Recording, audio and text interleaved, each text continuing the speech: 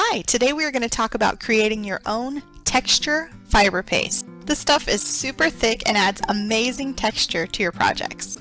The first thing you're going to need is some paper pulp, and my favorite way to create paper pulp is using single ply, regular run-of-the-mill bathroom tissue. Yep, bathroom tissue. This stuff is super cheap and works perfectly to create paper pulp. Just add water. There you go, paper pulp.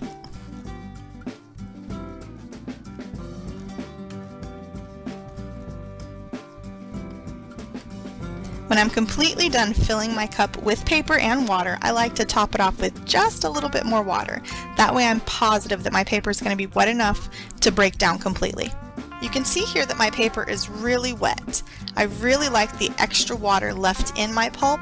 It's going to make the finished product a little bit easier to spread and work with.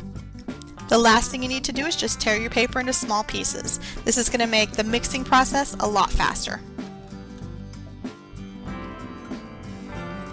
Now that our pulp is ready to go, let's add a few more ingredients. To our 2 parts of paper pulp, we're going to add 1 part of a water-soluble liquid glue and 1 part of gesso. You could totally substitute white paint if that's what you have on hand. And that is it, my friends. Now it's time to mix.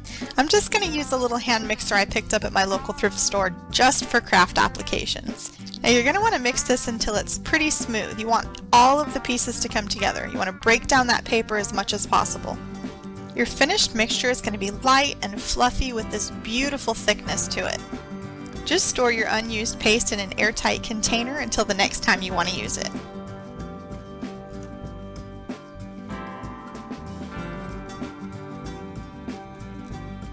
Now let's take a little peek at what this paste can do.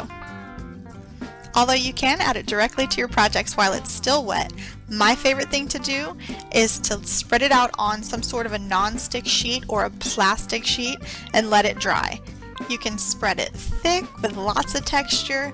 You can spread it thin and make it really smooth. Either way, just count on it taking a really long time to dry. But when it is dry, you can peel it cleanly off the plastic sheet. And you'll have these amazing sheets of textured material to play with. They're flexible and they have this amazing, almost handmade paper quality about them, with the added bonus of way more nooks and crannies. You can rip them, you can die cut them. They take stamping beautifully. You can actually stamp into them while they're still wet, as long as the surface is dry, and they take color beautifully. Okay guys, that is it. Now go get your texture on. Bye!